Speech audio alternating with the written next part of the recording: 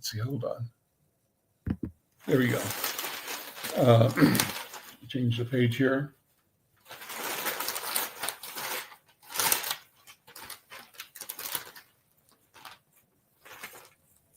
Their humanity is the most valuable thing in the world. He said, give me an hour, give me a half hour. That's what matters. And he reinforced the idea of people just showing up with labor and packing and helping with the shipping.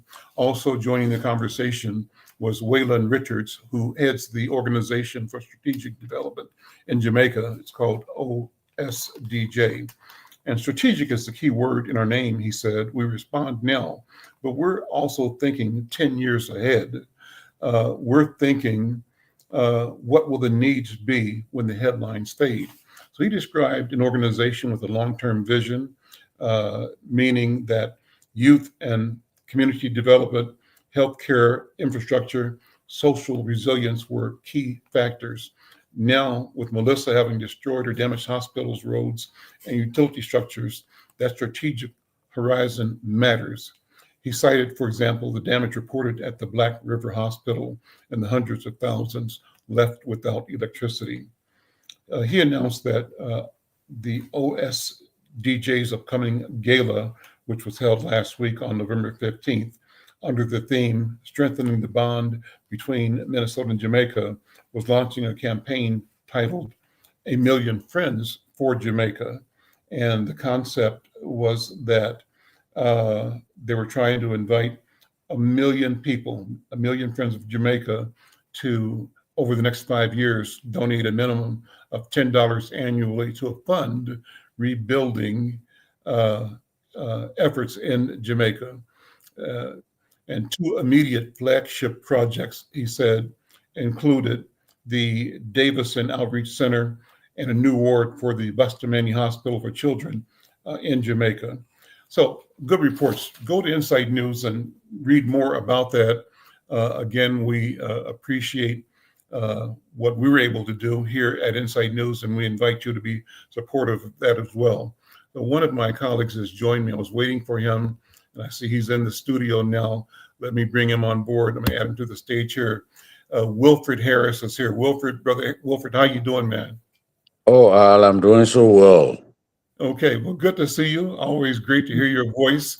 You've got It's the always perfect, great hearing yours too, Al. you've got the perfect radio voice, and we think that's just amazing. You know, I think that for the first part of the show, my producer jumped on. We were not live streaming to our social media platform, so we've done around 20 minutes of the show just on the radio, which is great because the radio is powerful. But Oh, now we've yes. added to the radio our Facebook channel, our LinkedIn channel, and our YouTube channels, and our Twitter channel. So if you are connecting with us on any of those channels, we thank you and we invite you to join this conversation.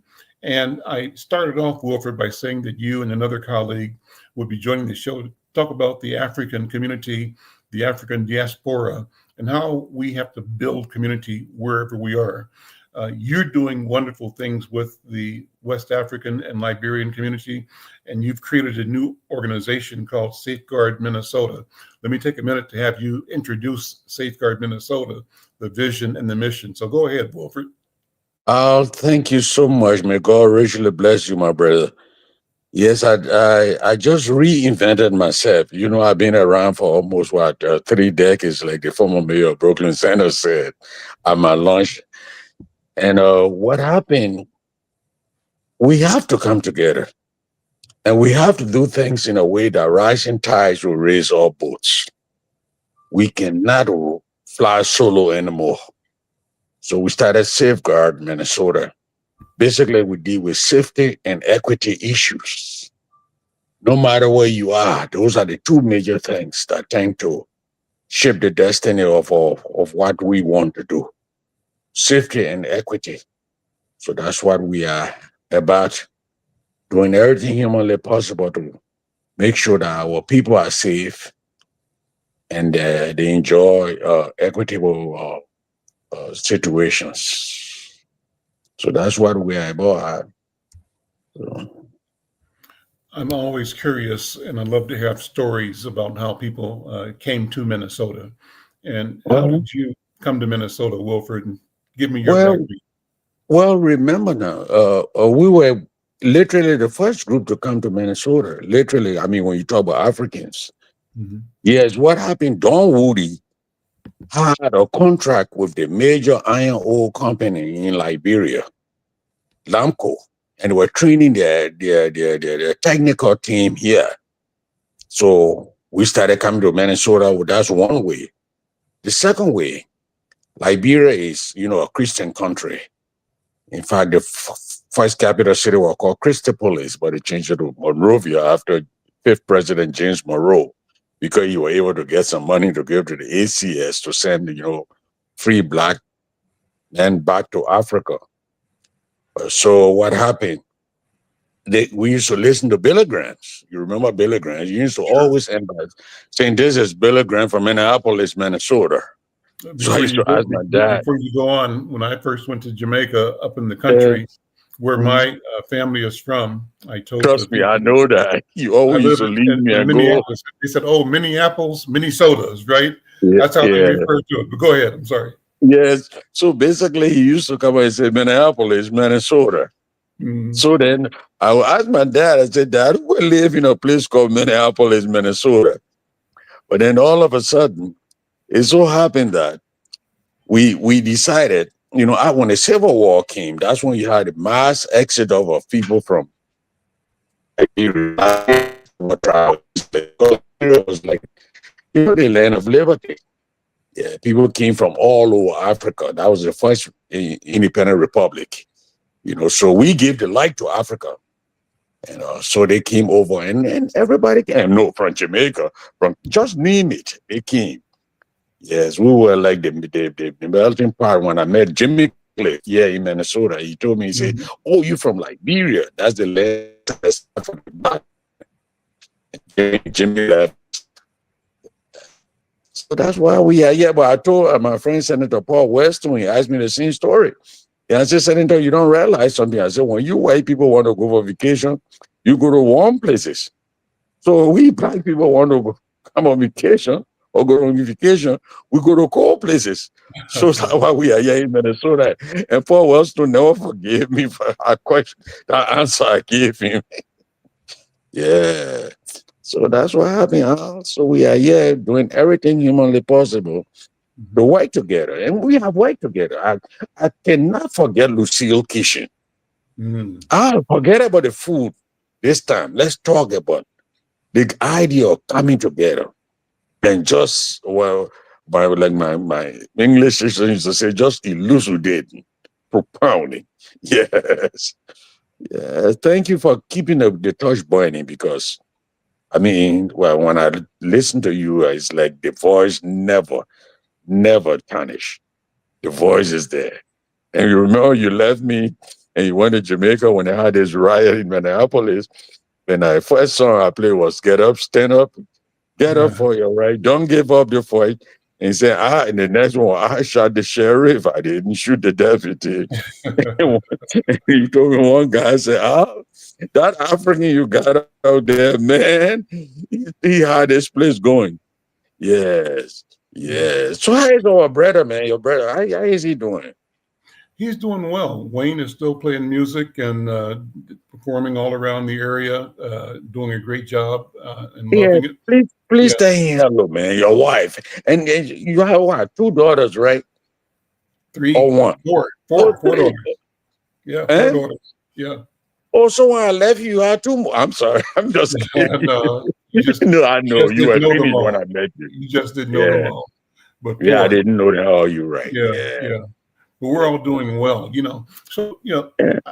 give me an idea, give me a description of the Liberian community in Minnesota. How large is that community? And You the know, question that I'm leading to is what the status is. Our immigration policy is on the chopping block right now. Under the current all over. administration, All over. the Every president demographic. seems to be saying that he only wants certain people in this country, Mhm. that he wants Mhm. to bring people from either Europe or Mhm. white South Africans and and he seems to be telling the world that anybody that's not white is not welcome in this country. That's how I'm reading it. How does it sound to you? And I'm Well, just throwing these out for a general discussion. Wilfred Harris, because talk about, you mentioned how the first Liberians came here and how those numbers grew and how they were allowed to stay with TPS, temporary, was the TPS, protection temporary status. Yeah, protection yeah, status. But that has yeah, always been up and down, off yeah, and on. And I'm not sure what yeah. the status is right now. So walk us through those things. Well, Al, the thing is, when we came here, I mean, you hardly had Africans around you. But well, you know, whenever there was some disturbance in the southern part of Africa, the people lobby, and then they got what you call the TPS and all that. You know, getting people from harm's way, and most of the time it was like a coup d'etat. I mean, Liberia was even not the most stable, one of the most stable countries in the world. Until 1980, we got it one morning, and all of a sudden, you know, and that was it. And people started looking for safe haven. And Liberia, with the relationship they have with the United States, which a lot of people don't recognize anymore. Yeah, you even heard the president asking our President Joseph Boakai, "Oh, you speak very good English. Where do you learn English?" Joseph Boakai said, "Sir, I mean, so composed. I mean, a true diplomat he has." And Mr. President, I am from Liberia. I learned to speak English in Liberia, and I'm the president of that country today. And that was the only answer. Somebody called me. You know, he used to be my boss. Somebody said, "You won't tell me, Minister Boakai couldn't say something more than that." But I told them, I say, if you know the man, Joseph Boakai, he's by birth a diplomat. And sometimes you don't fight fire with fire. You know, when you fight fire with fire, why do you get ashes? That's not much you can do with ashes. Or to throw it around a plant for it to grow better. So Joseph Boakai handled it in the most diplomatic manner, and I think that anybody could have handled it. Yeah, so that's where we are. But the immigrants. I mean, that's what my company does. We look for help for immigrants. I mean, if a non-immigrant needs help, we give it to them. But our primary stakeholders target as immigrants. And we've been doing a good job. We go through the churches. Because like I said the other day with the church, with the leaders of those churches, I said, look, it's not by mistake that Martin Luther King went to his father's church. You know, we should stand on the shoulders of not only the churches, but the faith-based organizations. Because at least they meet the people once a week. And during election time, for some reason, our people are so busy that they don't even want to vote. Like I said to them the other day, when I met my friend John Lewis in Atlanta, when I was in Atlanta, he put my hand on his head and he said, "What do you feel?" I said, "Your skull." He said, "That's not my skull." You know, he said, that's artificial skull. He said, "They broke my head on, I think what he said, Black Sunday or something."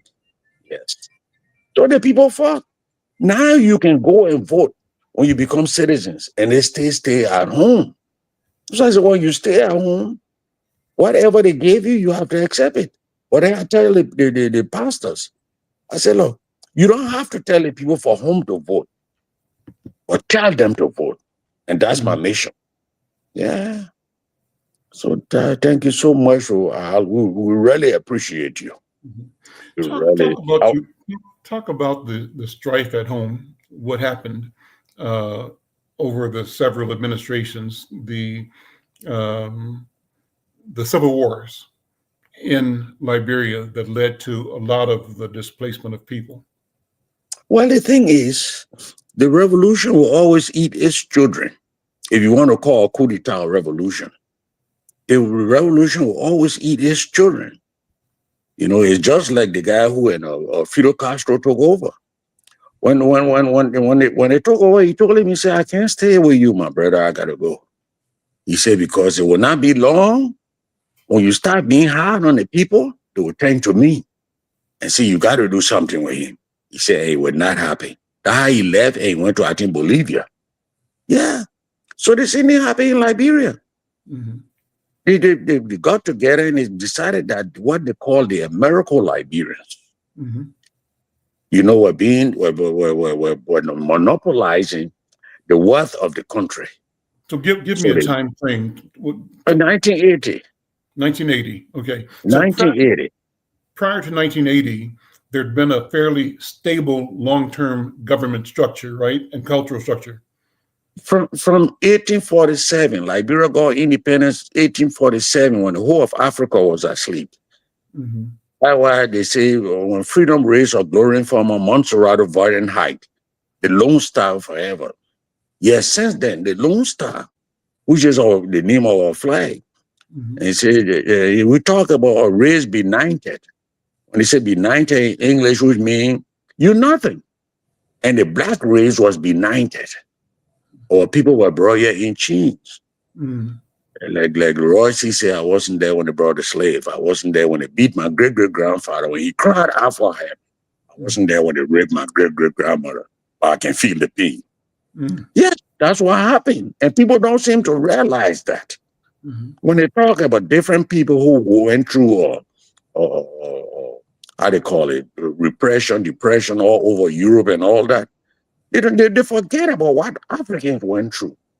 And those things they don't only stay for a few decades, they stay for centuries. Generations. Yeah. Generations. Generations, then Mhm. centuries, yeah. Mhm. You know. So it's hard. So But from 1840s up to the 1950s, fairly consistent yeah, um, yeah, cultural political basically what structure. happened. The American Liberians rule. But So, there are so normal let's break that. What is an Americo-Liberian? So people who American might not Liberians know, what's the story? What is that? people who came from the West. Mhm. Because the first group of people where I grew up, they came from Mississippi. There's a book called Mississippi in Africa, because there was a slave master who was very rich, but he started having a lot of children by his slaves. Mm. Then your child is your child, your children are your children. And he reached a stage where he said, well, I can't keep them here. I will send them back to where their ancestors came from. And that way, Greenville, the capital city called Greenville, because they came from Greenville, Mississippi. Mm. You go to Liberia right now, you got how they call it? You got a different. I mean, you got Carriage Bike. You got a whole state called Maryland, and the president who stayed there for 27 years, William V.S. Tubman, he came from Atlanta. He came from Mm. Georgia. That's why the Tubmans.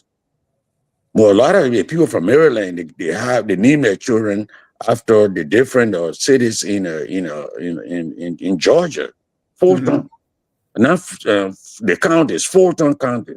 Mhm. Beaufort, Beaufort. Yeah, so you have Beaufort Yancey, Fulton Yancey. That's Mhm. how much America was tied in with Liberia.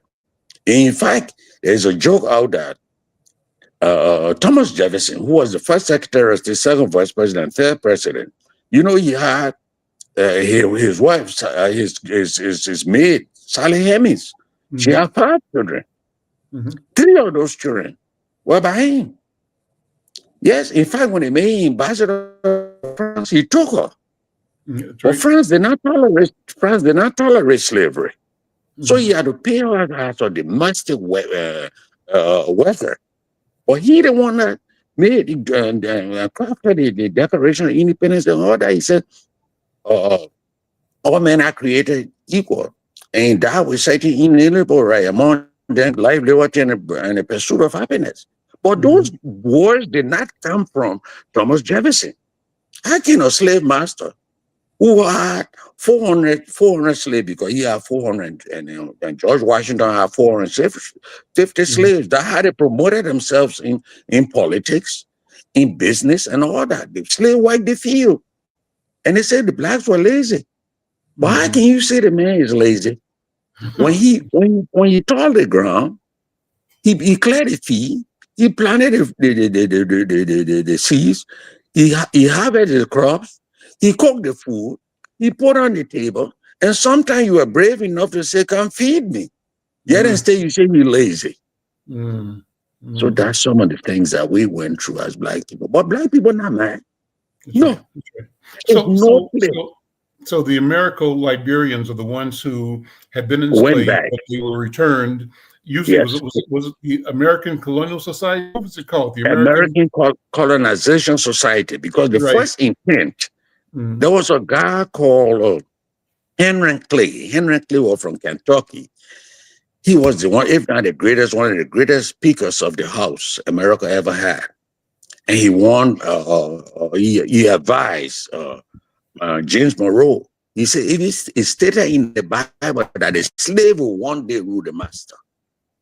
Let us see how we can get these people out of here. So they went and started the American Colonization Society. The first intent was to colonize Liberia. But there was a man that stood up, Frederick Douglass. He told him, he said, "Oh, my dead body will Liberia be colonized?" He said, "Because colonization and slavery, that's a set of twins from the same mother. That's why Liberia was not colonized." Yeah, so the same Henry Clay had a brother called Muhammad Ali. I mean, not Muhammad Ali, Cassius Clay. They were Muhammad Ali got that name from Cassius Clay because they were two brothers were two different people. Henry Clay used to put down the black man whenever he wanted to, because that was the order of the day those days. But Cassius Clay, his brother, he will punch your nose back into your head if you were ever to touch it or insult a black man. You say, "How much can these people take? How much more can these people take?" And because he was so loved by the black people, this woman had her child. Why did she name the child Cassius Clay? And he grew up. You see, God, the God we serve is a strategic planner, though. He planted that boy into that woman's womb, and he came up. He became the greatest fighter the world had ever seen. Yeah. So you see, we got a comment from Anthony Scott, who's here in Twin Cities. Hey, Anthony. Anthony put his comment up, says his dad, Walter Scott Sr., I knew his dad, was the author of the Scott Collection, who was born in Greenville, Mississippi. He said, "Thanks, this is a great history, great program." And I sent Anthony Scott from Greenville. Yeah, from Greenville. What's the name of Scott? What is the name of your dad? Well, Walter Scott. His dad was Walter Scott Sr., but he's from the Greenville, Mississippi. Yeah. And that's crazy, because I should know everybody from Greenville, literally. Walter Scott. I have relatives from my in-laws, married people were from Greenville. You might have known Leon Rankin. Did you know him? Leon Rankin used to be the vice president of the Minneapolis Urban League. He was an electrician, but he was an electrician and the civil rights. He was like a civic activist alongside Gleason Glover and Ron Edwards, all of the pioneer freedom fighters in Minnesota. Leon Rankin was from Greenville as well.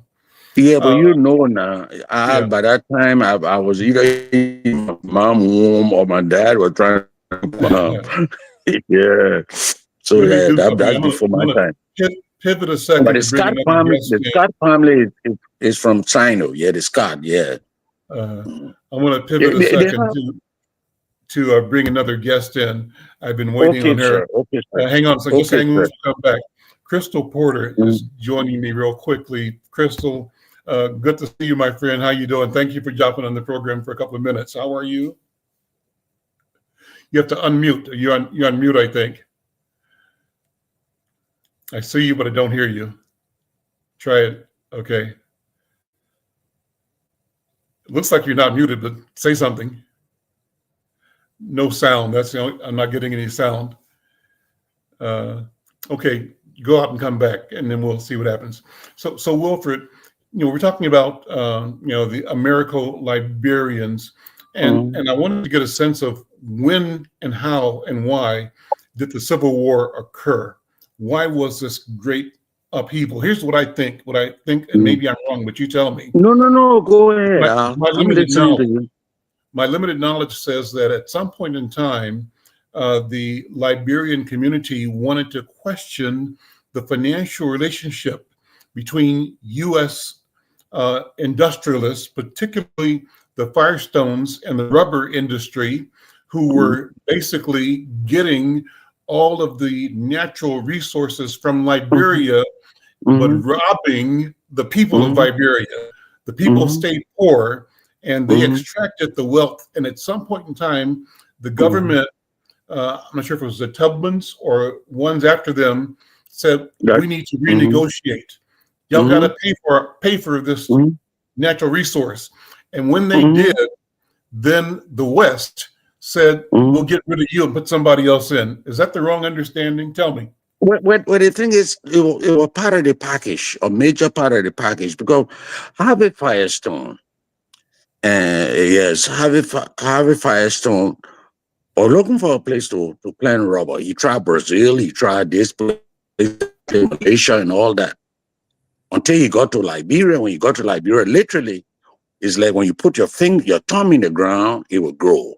That's how the rubber, that how Liberian soil was so appropriate for the growth of rubber. So he came from Indiana, Gary. I think he came from Indiana. And they went out there and they got, I think it was 2 million acres. Yes, and they just started planting the rubber. And they say it was the rubber from Liberia that saved the World War II for America. Yes, because yes. And they signed a 99-year contract. And it so happened that when the 99 years were over, just what happened in Panama. You know, and the people said, well, it's about time you take your exit.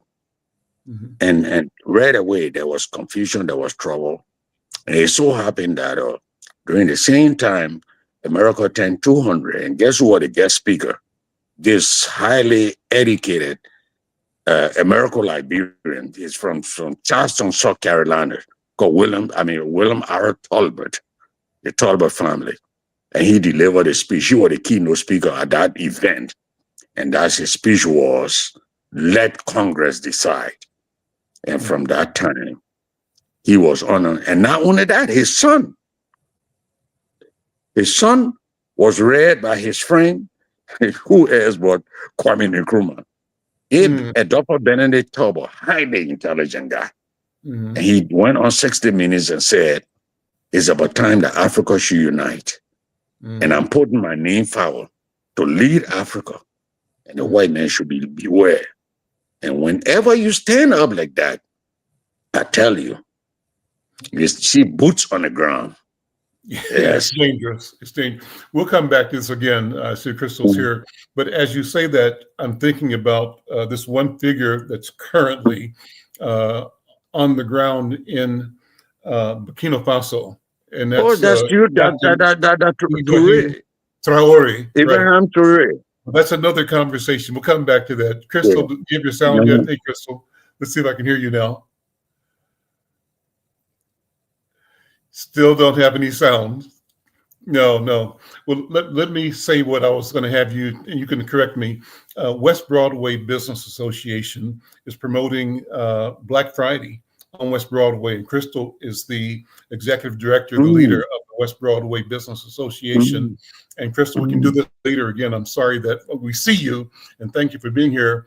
But I wanted to use today's show to help you and ask you to promote West Broadway businesses and get people in Twin Cities to come by and support a wonderful group of businesses, entrepreneurs, people that I think in the spirit of this conversation between Wilfred Harris and I, people who are operating from the principle of building self-reliance, of building enterprise, building community by serving each other with integrity and with quality.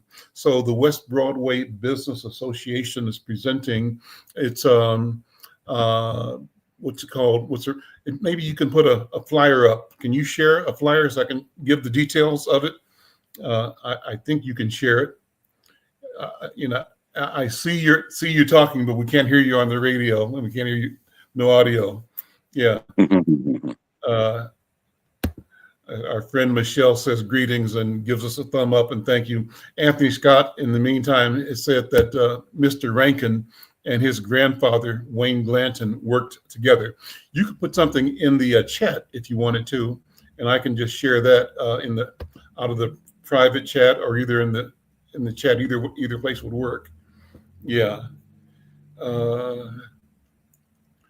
So, everything works out. It's all in divine order. It still works quite well. Wilfred, we got about 5 minutes left. Let's go back to you and I talking. And when I get the information to share from West Broadway Business Association, I'll show it up. But I guess we've served good notice that this important thing is happening on West Broadway, and all of our listeners here at KFAI, social media, support Black business on West Broadway during Black Friday. And that starts a lot of major activities. It's going to be November 28th and 29th, Friday from 3 p.m. to 7 p.m., Saturday from 11 a.m. to 5 p.m., a number of wonderful activities, a fashion show on Friday and Saturday at the Capri Theater, I think, and just a lot of good stuff. So check us out. We'll post this on our webpage at insightnews.com and our social media. And they're also doing family Christmas pictures on both days. So you want your family Christmas photograph? Here's where to get it done at the West Broadway Black Friday, November 28th and 29th, Friday, 3 to 7, Saturday, 11 to 5. Crystal, thank you. We'll come back. Okay, we got time to do this again. And thank you so much. Okay, take care. Getting a thumbs up. And I see another friend has jumped on here. Let me see who I've got here for the last few minutes. No, I think we just got that. That was it. Wilfred, you and I can keep going.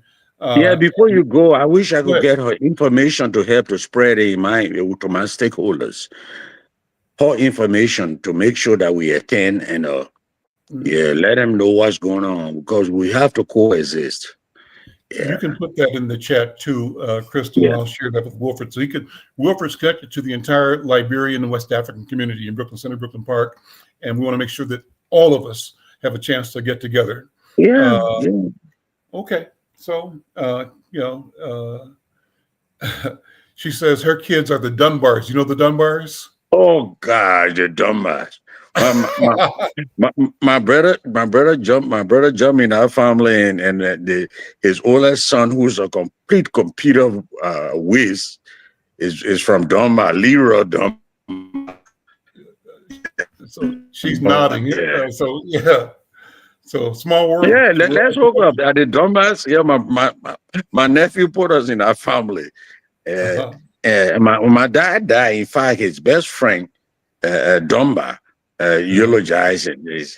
So the Dunbars are part of us, man. We had hoped to have on our program, and he was here before we started. His technology must have failed him, but another friend of yours said he hadn't seen you in years. And who does? That's brother Tunde Okoya Lawal. You told me, you call his name, and I say, look, tell me where that guy is so I can get the police to arrest him and bring him to me. I miss my brother, man. He was supposed to be on the show with us today. And he didn't? Okay, I will get his information from you. He was announcing the opening of the Minnesota Yoruba for Arts and Culture. And he's having an open house ceremony on November 20th from 12 noon to 6 p.m. The address for the center is 7420 Unity Avenue North. I will make my way there. In Brooklyn Park. So, I'll make my way there. Okoya Lawal. Well, I will get his information from you. We still got 3 or 4 minutes before we close out, and I want to talk to you more about where our country is and what about the immigration policies right now. What is TPS status right now for Liberians, and what do you think we're facing as a community? Here's what I think. I'll do this briefly. I think that our current leader, the president, and I think that the presidency right now is a rogue enterprise. It's dangerous, right? It's a criminal enterprise at this moment. And part of its criminality is the effort to return to a condition of marginalization, suppression of Black and brown people. And they talked about the Haitians, they're rounding up Latino people just on how they look. They're rounding up Africans. At some point in time, as an American-born African, I have to believe that if push came to shove, they would try to round me up too. And my family's been here longer than theirs have. So what do you think? Where are we now, and what's going to happen from the Liberian point of view? Well, let's face it. The people are scared. The people are scared. I tell you the truth, because part of my thing has to do with safety. And I get calls. I go to the different churches, and you hear the pastors praying for the people, that God would have mercy on them and touch the heart of the leadership of this country. This is the greatest country God ever created. And guess what happened? There might not be another one after. But I tell you this today, when the people decide, no matter what happened, my brother, Rome was there for so long. I only push and pray that people will make sure that they do what people say, my people who are called by my name shall humble themselves and pray and change from their wicked ways and seek my face. Then will I hear from heaven, forgive their sin and heal the land. Let us change from this idea of going after people, and doing what we are doing. This is a beautiful country. Let us not spoil it. If this country goes down, the world is in trouble. Yes. But the path that the MAGA Republicans, that path is a path of destruction from my point of view. Do you agree or not? But the thing is that basically that's where we are headed right now. Yeah. And you see, the thing is, you cannot say that the other people will be marginalized so much. People are running scared. I'll be very candid with you. People are running scared. It's just that some people, you cannot intimidate them easily. But this thing had been going on before. Remember, Martin Luther King stood up before, and because of similar situation. And I can tell you, there will be people to stand up. And not only that, you talk about this guy in Burkina Faso, Tcwm. This guy, because of the environment the global environment we find ourselves in, this guy put together something that people even saying that he's greater than Martin Luther King. He's greater than our man from South Africa. Nelson Mandela. Yes, because this guy is putting together now a military buttressed by China, North Russia. And guess what happened? We're out of time. Listen, brother Wilfred, thank you. Crystal, sorry I couldn't hear you, but thank you for being here. All right. I don't know if you can hear now. I hear you. Crystal, now I hear you. Here we go, the last minute. So you did something. But that's listen, all right. We'll come do this again. Thank you so much. I'm Al McFarland. This is The Conversation with Al McFarland, and we'll see you next time. Take care. May God richly bless you, Al. Thank you. All right.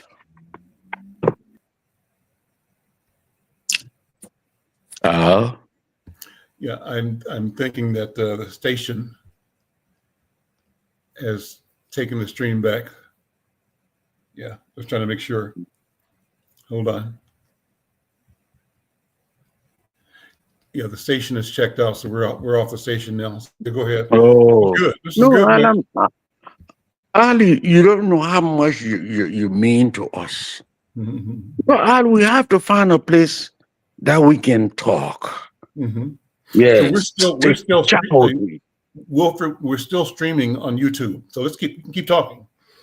We're still live. This conversation is going on Facebook. Hold it, Facebook, LinkedIn, on YouTube, and on Twitter. So go ahead and talk. You see, I tell you, we have to come together, no matter what the challenges are. Africa is still the richest continent. I mean, when it comes to natural resources, not only that, human resources. You go Go to all the top of the line universities around. The Ghanaians, the Liberians, the Nigerians. I tell you, the Ethiopian guy took me somewhere the other day. I went in Texas, and he said, "Sir, where you from?" I said, "Liberia." He said, "I'm from Ethiopia." I said, "Oh, you know?" I said, "Well, where are you from? Addis?" He said, "Yes, somewhere around Addis." And we're just talking. He said, "Do you know that three, if not the best, how do you call it, astronauts they have out there? See, they are Ethiopians."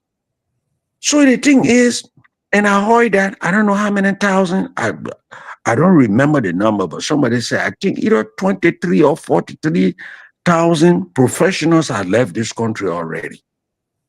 Yeah, they're taking their exit. And America was built on the shoulders of immigrants. Mhm. They on the shoulders of immigrants.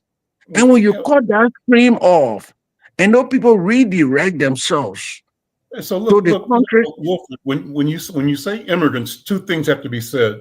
Mhm. One, people don't consider Africans, at least what they call the foundational Black Americans, Yeah. don't consider them immigrants. We were Mhm.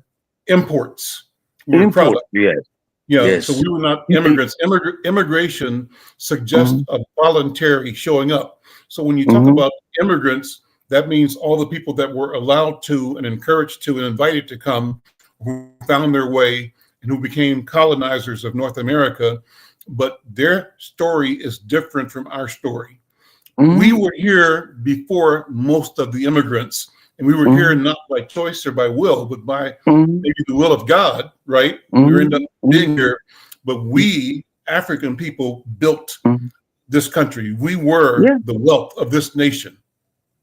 But not only that, I was telling you about Thomas Jefferson. Those words he said were not words that came from himself. How can somebody who was slave talk about all men were created equal and endowed with inalienable rights? Those Mhm. it came from one of his one of his slaves. But Mhm.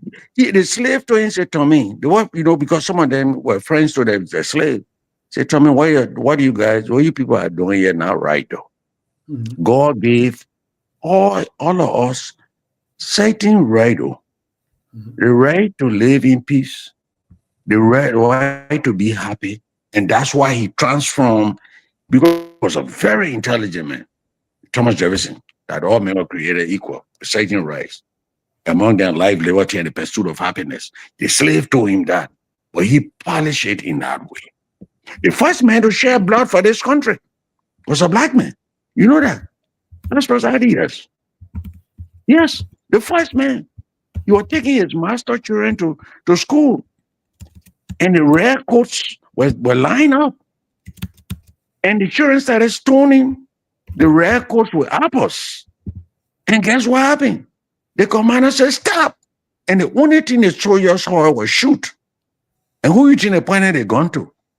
This black man who was carrying his master children to school. The first man to shed blood for this country was a black man. Yes. You know that syphilis were killing people in this country. You know Mhm. who the first man to come and kill syphilis? That's one of the slaves they were bringing from Africa. He knew how to kill syphilis. And the blood bank. You know the blood bank in Atlanta? You know who started it? Yes. So the black man has played his part in this country. No need to talk about this Tuskegee airmen. No need to talk about that. And black people fight for America with so much zeal and enthusiasm and ownership. Yes, they are ready to bleed anytime and to die. But they must also be ready to live for what they are willing to die for. Yeah. So this is a good country. It is a good country. Well, But now, it's a good country, brother. Let me push back a little bit. mhm, It's a great country in mhm, as much as Earth is a great planet. Mm-hmm. And I say that this country is as good as the entire planet, Yes. and Yes. that people in this country are as good as human beings anywhere and everywhere on the planet. But there is no exception, right? And it's not for me a question of America being good.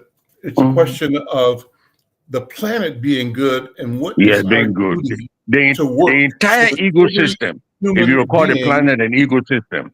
Yeah. there we go, So Yeah.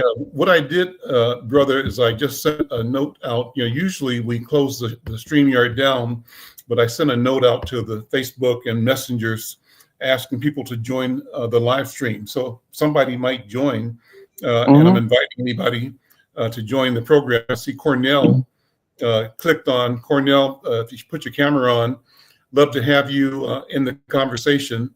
And I sent it to just a bunch of people. So I've never done a live stream like this before. Brother Cornell, let me bring you in. How you doing, man? Where you at, Brother Cornell? I'm at work, actually, out on 494 Design Build. Okay. Working for you. Working for you, Al, was my very first job as a kid. You work for me? I delivered papers as a little boy. Well, no kidding. Wow. Yes. Yes. Wow. How do you see that? Yep. Small Al, world. you were important in my life. I lived on 8th and Vincent, but I always I talk know. about you when I see your daughters, brother. Well, all the guys, Hey, you 4 or 5 of you guys worked down there and did the paper, right? In your neighborhood, 8th and Vincent, right? 8th and Vincent. Yep. I jumped in the van with what was the brother's name? Frank, was it Frank Fust? He had a hat. He always wore a hat. And I wind up working with him at Medicine Lake bus lines later. Okay. Yeah. We jumped in the So van and delivered papers, man. yeah, well, thank you, man. So I'm glad to check it. So Yes. we just finished the live show on KFAI.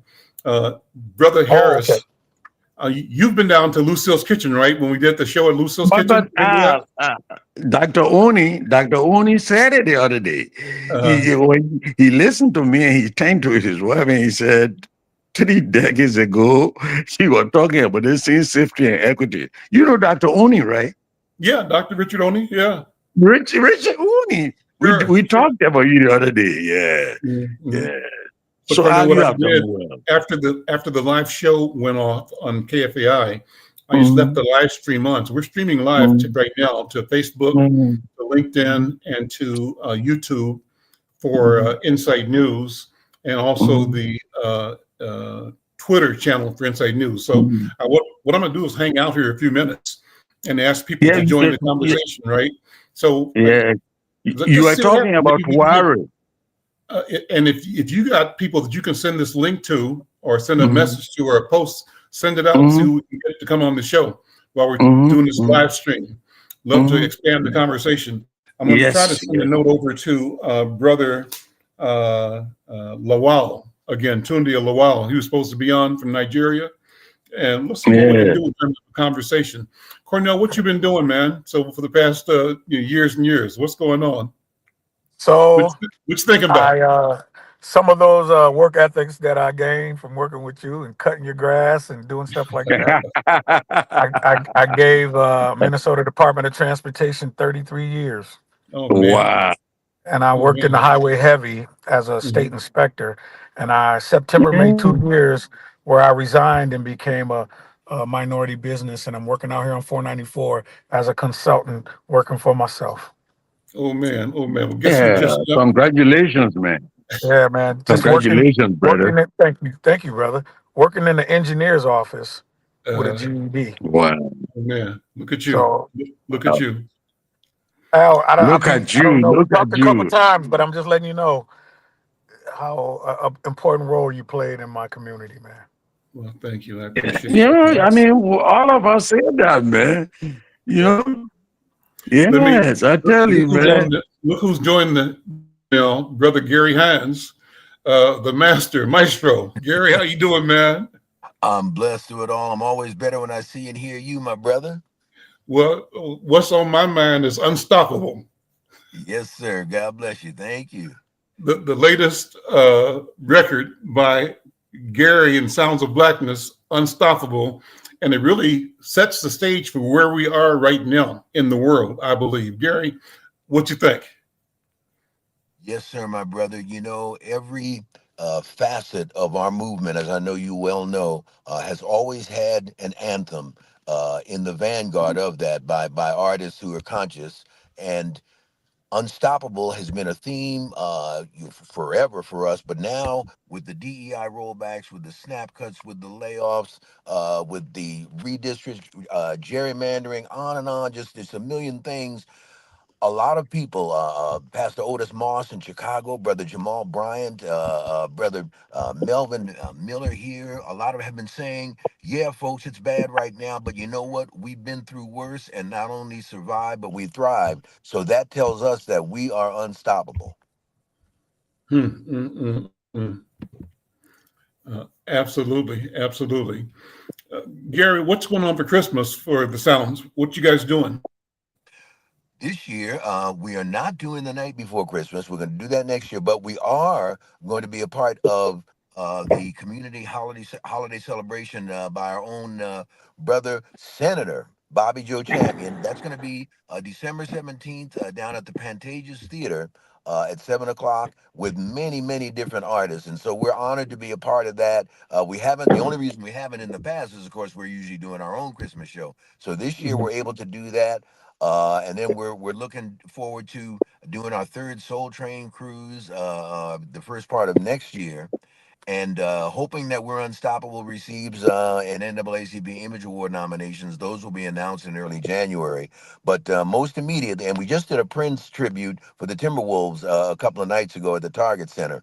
But the next upcoming is, like I say, December 17th, Pantages Theater, the Community Holiday Music Celebration. Wow. Yes, sir. Do you know Wilfred Harris, Gary? I believe we've met. Mm-hmm. How you doing, my brother?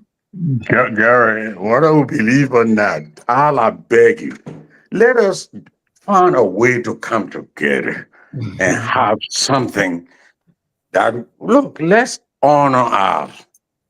Let's honor Al. I'll be on the battlefield too long. He's battle tested.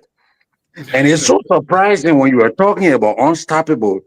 I left and I was looking in my closet for a hat that my wife bought for me. And guess what's on the hat? Unstoppable. Now I see where that name came from. When I wear that hat, I tell you, I don't walk on the ground. I walk off the ground because I was like going and it would not stop. The wind would carry me. Wherever it carries me, I fall, I go. Because I know that's where my maker wants me to go. Yes, sir. Yeah, unstoppable. We are the descendants of kings and queens. So being No, unstoppable. but don't only stop there. You have to finish the whole 9 yards. King, queens, and pharaohs. Yes. And pharaohs. King, queens, and pharaohs. Don't stop. Don't ever stop. You're so right, my brother. Remember now, you are descendant of Mensa Musa, Oscar the Great, Modimo Kenyatta, and Sonny Ali. When Africa ruled the world, do you know where the name White House came from? You have to move back from the camera a little bit, Wilfred. I've got a picture of your ear. That's it. Okay, go ahead now. Okay. Yeah. When Africa ruled, the places where the kings had their palaces, there were nothing but white houses. And guess what? The name of that place was Casablanca. In French, we mean the White House. That's where that name White House came from. Casablanca. Yes, true story. You know? Yeah. Mm-hmm. It was Wilfred, I was walking into an airport in Accra, Ghana. Yes. I looked around and I saw Gary Hines. Kotoka Airport. Kotoka, airport in Accra. And so there's Gary, and Gary was there, and the Sounds of Blackness were there with Stevie Wonder. They were leaving They had Oh, just God. performed in Panafest 94, I think, 97. Which one was it, Gary? Panafest 94, 95. Yes, but I 94. remember. Yes, sir. And what struck me, and I associate this with Gary all the time, is that the theme of that event, Panafest is a Pan-African theater festival Mhm. every Mhm. 2 years in Ghana, right? Oh, yeah. And it's a Mhm. takeoff from the festival from before, Festac, which Yeah, first started back in in. 1977 in Nigeria, right? And so here's the backstory.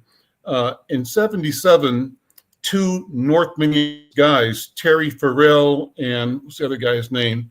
I'll think of his name in a minute. They both were reporters with the Star Tribune. They found their way to Ghana, not to Ghana, but to Nigeria in 77 to witness the Festac, Festival of African Culture, and came back and wrote a story for Insight. We used a picture of something like the Makala that they took, like a cultural scene on the cover of Insight newspaper at that time, lit a fire in me about the culture, right? And it just was in my mind and in my heart. So then some years later, I have the chance to go to Ghana, thanks to our brother, Reverend Alfred Babington Johnson, Stair Step Foundation, which is organizing trips to Ghana every year, a couple of times a year. 1 year would be half a dozen elders, men, taking half a dozen young men, kids that were like maybe 18, 17, 16, young adults. And they spend a 10-day period of time learning about African culture, African society, African protocols by visiting places like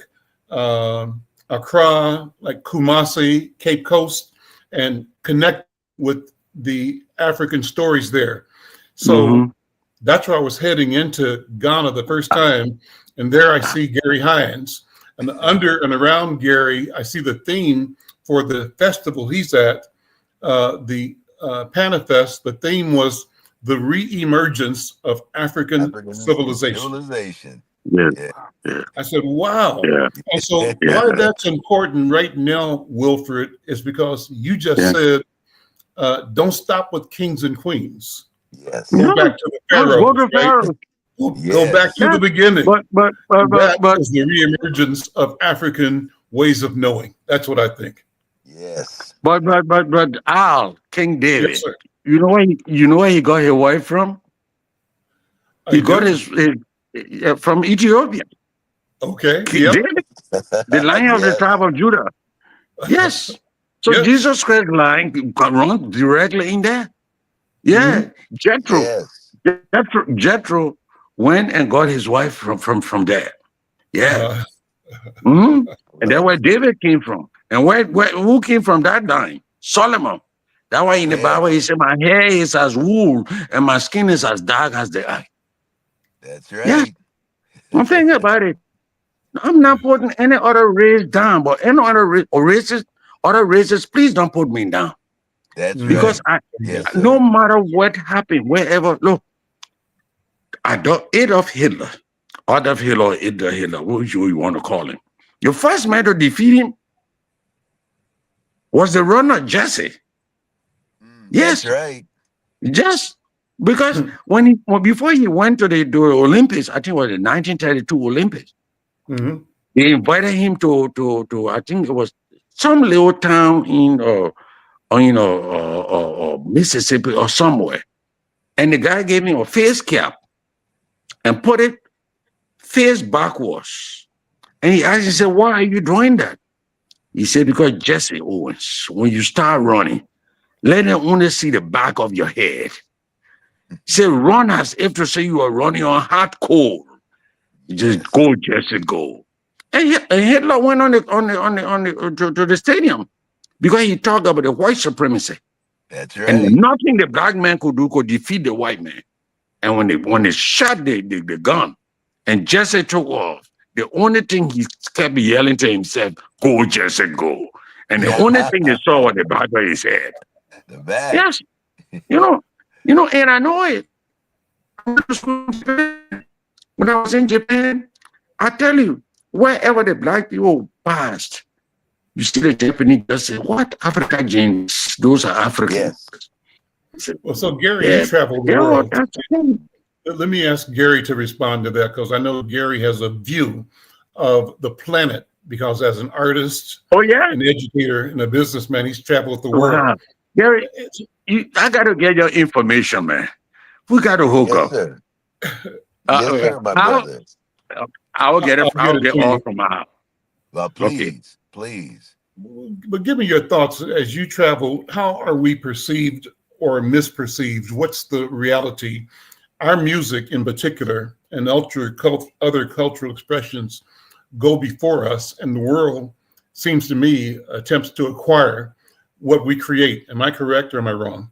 You are 1000% 100, correct, my brother. You 100%. know, in fact, we put that into a song, Sounds of Blackness, years ago. And in the lyric, the song says, everybody want to sing my blues. Nobody want to live my blues. Mm.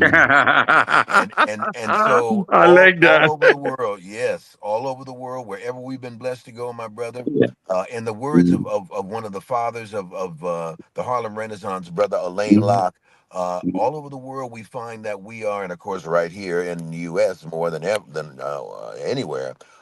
He said, Alain Locke said, we are. It's such a mystery that we are uh, culturally admired and revered, but politically despised. Mm. Yes, and But now that's I'm paraphrasing, but that's Elaine Locke, and he did that wisdom. yeah, So we have found that, to answer your question, my brother. We have found that to be the case around the world, where yes, our music and shout out, kind yeah, of a side note, but it's part of the answer to the question. A shout out to our dear beloved brother, in his memory and his legacy, Don Cornelius of Soul Train, because Soul yeah, Train, you could to this day around the world influence people trying to yeah, dance, yes, dress, sing, yeah, play, yeah, talk yeah. like Do us. everything. Everything. Yep. Yeah, yeah. But I was just about to tell you about Africa. If you look at, have you ever looked at the shape of Africa on the globe? What Yes. does Africa look like?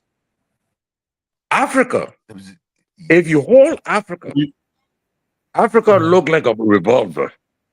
You realize oh, that? Ghana is the okay. bout of the revolver. Liberia Mm. is the trickle. South Okay. Africa is the nozzle. And you look at Africa again, you turn it upside down, what does it look like?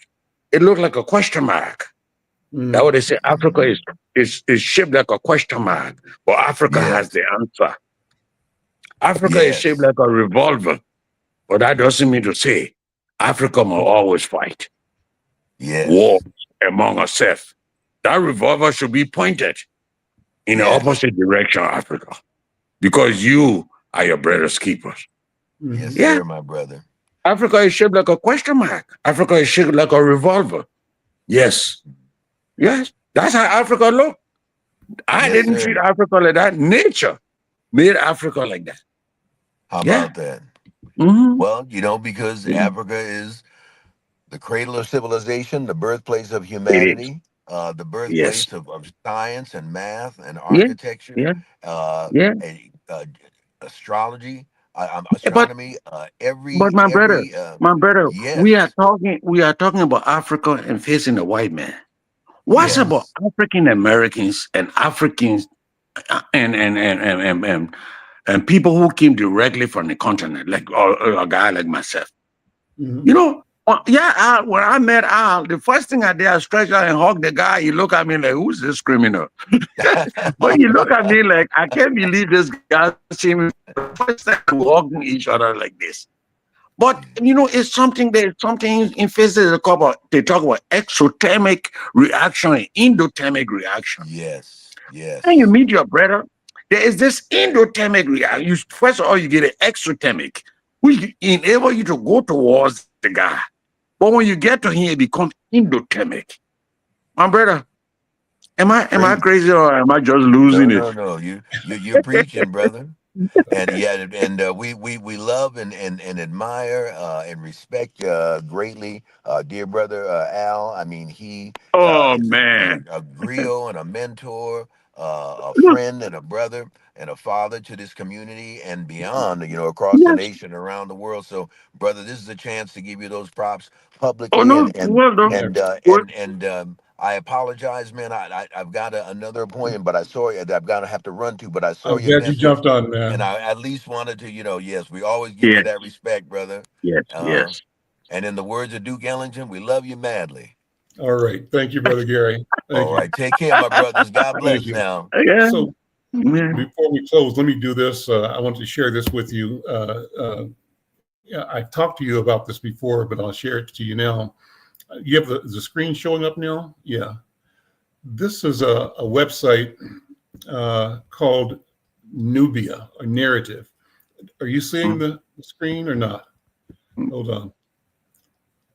I'm trying to do a share screen. And thanks to Brother Cornell, this is it here. Mm-hmm. Are you able to see that? Mm-hmm. I encourage people to check out this online community called Nubia. Mm-hmm. And I thought of that because you mentioned, the pharaohs, right? And this is a Mm-hmm. place where we look at Africana knowledge and we look at African ways of knowing. And one of the things that you can do in this channel is study hieroglyphics. So Mm-hmm. this course here, hold it, I'll come back to it. Medu Necher is a course on hieroglyphics. Mm-hmm. And The Asian writing, yeah. yeah, it's really cool. And outside of that, this general discussion about Africana studies, Dr. Greg Carr, great program. So people who check this out should go check out Narrative. This is called Narrative with a K, or the word Nubia with a K, Knubia. A lot of great stuff. Well, brother, look, I'm going to close this out now because we've had a good conversation. Good Yeah. time visiting with you. Thank you so much. Oh, And thank you, Al. Thank you, Al. When you get off, I'll call you. okay, all right. Okay, Well, sir. You take it easy. May God richly bless you, sir. all right. Bye Thank bye, you. goodbye, Bye-bye. my brother. We'll see you. All right, sir. All Take it right. easy, Al. So we'll close this up right now, and we'll see you all later. I'm Al McFarland. Take care. Bye-bye.